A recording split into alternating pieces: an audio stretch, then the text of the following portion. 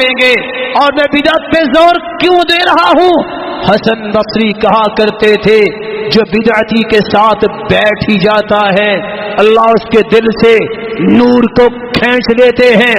جو کسی بدعتی کی مدد کرتا ہے، قاضی حضیل بن عیاض کہا کرتے تھے فقط اعان علی ہدم الاسلام، اس نے اسلام کی عمارت کو گرانے میں مدد کی ہے.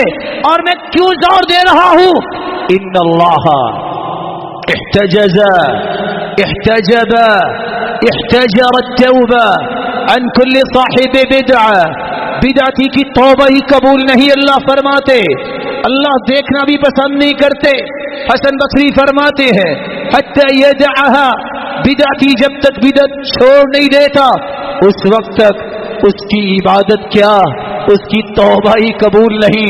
ساری رات سجدے میں پڑا رہے، سارا دن زبان سے حرکت دیتا رہے، ذکر کرے، لیکن نبی کا طریقہ اسے پسند نہیں، محمد مصطفیٰ کی عظمت کا قائل نہیں، سنت کے مطابق نہیں، حدیث کے مخالف ہے. یاد رکھنا اس کی تو توبہ قبول نہیں. اور آخری بات میں کیے دیتا ہوں، ان خاکوں کا جواب وہ جواب ہے جو رسول اللہ صلی اللہ علیہ وسلم نے سکھایا. تمہیں جہاد کرنا ہوگا. کون سا جہاد؟ جس کو اسلام جہاد کہتا ہے. اسلام نے 13 قسم کا جہاد بیان کیا ہے.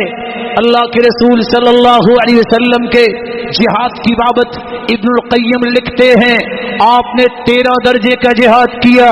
جہاد النفس علی تعلم الدین، دین کو سیکھنے میں کوشش اور جہاد کرو. وعلی عمل بہ، وعلی العمل بہ، علم سیکھنے کے بعد اس کے مطابق عمل کرنے کا جہاد نفس کے ساتھ کرو. وعلی امور الدعوہ، اس دین کو آگے پھیلانے کے لیے دعوت کے میدانوں میں نکل کے جہاد کرو. چوتھا جہاد وعلی صبر المشاق الدعوہ، ان دین کو سیکھنے، سکھانے، عمل کرنے اور پھیلانے میں جو مشقتیں آئیں ان کو صبر سے، برداشت سے اپنی زندگی کا حصہ سمجھیے اور اجر کی اور نیکی کی امید رکھیے. پانچواں طریقہ جو ابن القیم بیان کرتے ہیں، شیطان سے بھی جہاد کرنا ہے. جہاد الشیطان علی دفع ما یلقی الشیطان فی من الشبہات والشکوک، انسان کے دل میں دین کے بارے میں جو شک، جو شبہ شیطان پیدا کرتا ہے. الہادی لوگ آج بھی منظر عام پہ دندناتے پھرتے ہیں.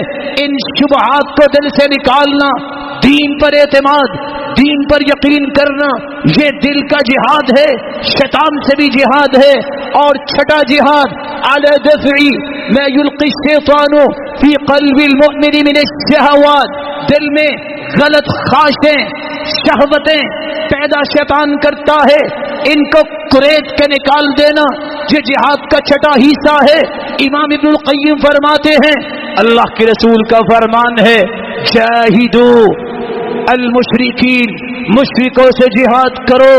بِأَلْسِنَتِكُمْ، زبانوں سے حق گوئی، حق کو بیان کرو، شرک کے نقصانات بیان کرو، اس کے نقصانات اور اس کی ہلاکتوں کو بیان کرو.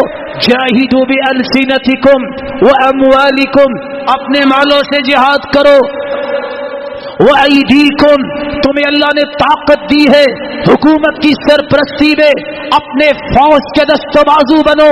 اور جو کافر محمد مصطفیٰ کے بارے میں آنکھ نکالے، آنکھ اٹھائے، اس کی آنکھ نکالنے کے لیے سسٹم کے تحت، نظم کے تحت ہاتھوں سے جہاد کرو، مال سے جہاد کرو، زبانوں سے جہاد کرو. وَبِأَنفُسِكُمْ، اگر جان کا نذرانہ بھی پیش کرنا پڑے اس کے لیے بھی دریغ نہ کرو. اور تیسری روایت میں آتا ہے من رأى منكم منکرا فلیغیرہ بیدی، جو برائی کو دیکھے ہاتھ سے روکے. یہ کس کی ذمہ داری ہے؟ حکومت کی ذمہ داری ہے. فإن لم يستطع، جو اس منزلت پہ نہیں، جو اس شعبے میں نہیں، فبلسانی، اس کو اپنی زبان سے برائی روکنی چاہیے. یہ کن کی ذمہ داری ہے؟ حق اور سچ اور حقیقتوں کو آگاہی کی طرف لے جانا علماء کی ذمہ داری ہے. فإن لم يستطع فبقلبه وذلك أضعف الإيمان. اگر اتنی بھی طاقت نہیں تو دل سے برا جانیے. جہاں سب سے پہلی ذمہ داری میری اور آپ کی یہ بنتی ہے، حدیث کہتی ہے اذا اعملت الخطیئة فی الارض فانکرها، اگر کوئی گناہ ہو رہا ہو، اللہ کی نافرمانی ہو رہی ہو، جو برا سمجھتا ہے وہ ایسا ہے جیسے اس نے روکا اس کو. سب سے پہلے دل میں نفرت بغض پیدا کیجئے کافروں کے بارے میں جنہوں نے فرضہ رسائی کی ہے، اور اس شخصیت کے بارے میں اپنے ہاتھوں کو حرکت اور زبانوں کو حرکت دی ہے. دوسرا طریقہ، لوگوں کو بتاؤ کس ہستی کے بارے میں یہ باتیں ہو رہی ہے، جس ہستی کے بارے میں اللہ ذو الجلال نے قرآن میں فرمایا ہے یہ صرف مسلمانوں کے لیے ہی رحمت نہیں، پوری انسانیت کے لیے رحمت ہے. تیسرا طریقہ میرے بھائی، اگر وقت آئے حکومت کے ساتھ اس کی سرپرستی میں فوج کے ساتھ مل کر ہر وقت اپنے آپ کو تیار رکھو. دشمن ہندوستان ہو یا ہالینڈ ہو، کوئی بھی ہو یا امریکہ ہو، اللہ کی رحمت سے مومن بزدل نہیں ہوتا. کسی وقت بھی اگر دین بچانے کے لیے، رب کی توحید کی حفاظت کرنے کے لیے، محمد مصطفیٰ کی ذات اور سنت کی چاکری کرنے کے لیے ضرورت پیش آئے، سب سے پہلے اپنا مال، اپنی رائے، اپنی جان پیش کرنے کو سعادت سمجھنے کے لیے تیار رہنا.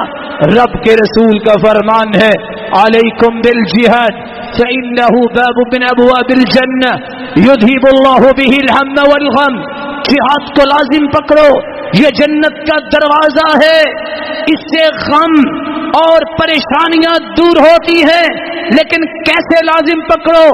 جیسے حدیث بتاتی ہے، جیسے سب سے بڑے مجاہد نے سمجھایا ہے، اصولوں کی روشنی میں، ضابطوں کی روشنی میں، فساد نہیں. جہاد اسلام نے بولا ہے، اور اللہ کے رسول نے فرمایا تھا من لم یغزو ولم يحدث به نفسه مات على شعبة من نفاق. جو شخص جہاد نہیں کرتا یا اس کے دل میں تڑپ بھی نہیں ہے، یاد رکھنا وہ تو منافقت کی موت مرے گا.